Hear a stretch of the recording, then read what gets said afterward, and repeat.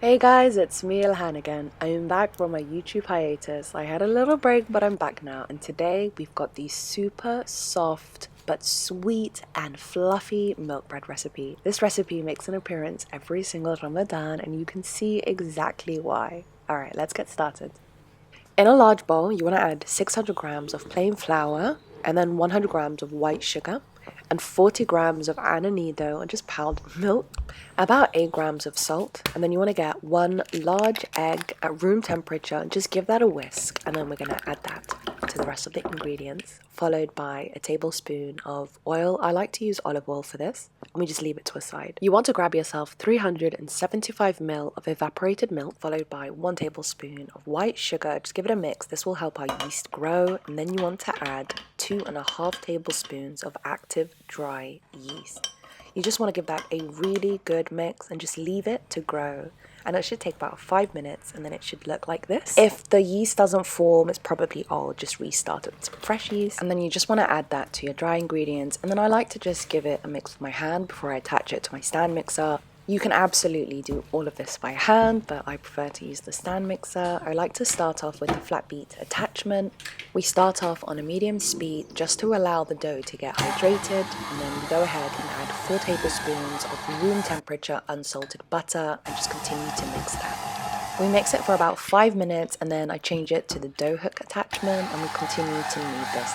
We're going to continue to knead for about 5 minutes. If you're doing it by hand, it should take about 15, and this is what the dough should look like. It should still be soft to the touch. Now we're going to take an oiled bowl and roll that dough around to make sure it's all fully covered with that oil.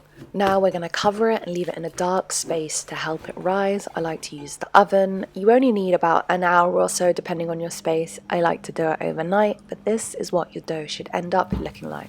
Now we just want to remove it and turn it over onto a lightly floured surface. Don't worry if the dough feels a little sticky. The more we fold it, the less sticky it will become, and the dough will become more hydrated. And you just want to keep folding it over itself. This is what's going to help create layers within our bread.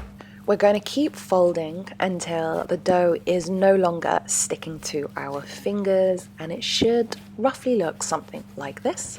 I really do enjoy this folding part, but you do not want to over fold it. And now we're going to divide our dough. I like to divide them into 8 dinner rolls. You can honestly divide them into smaller parts. It gives me about 123 grams, give or take, although my scales are very temperamental and you can honestly totally eyeball these. Every time I make this, the weights always vary, but it doesn't matter as long as you've got equal parts of dough. Now we're ready to roll out our dough. What I like to do is grab each piece and just flatten it out, and you can see here all those layers that we created earlier. Then you just want to stretch it out to create a ball. I find pushing the dough from underneath and pinching at the bottom is what helps me create a perfectly uniform, smooth ball, like so. Pinching the dough from the bottom really tightens it, and then you just want to roll it just to get rid of that pinch that we created.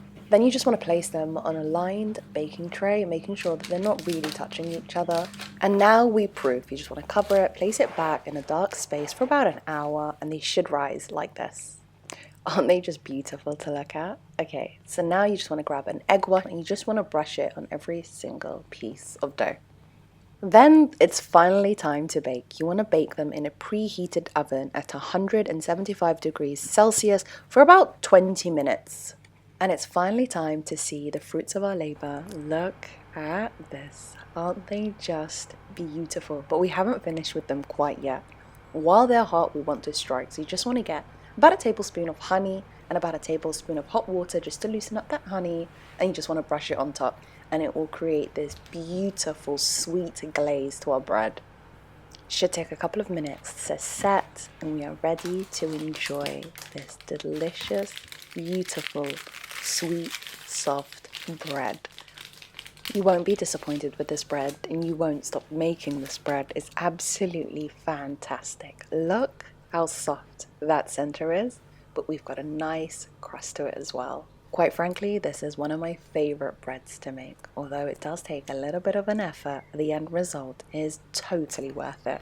I hope you guys have enjoyed this video. Please do make sure to press that like button if you like this video. Do leave me a comment and do subscribe if you haven't. Until next time guys, goodbye.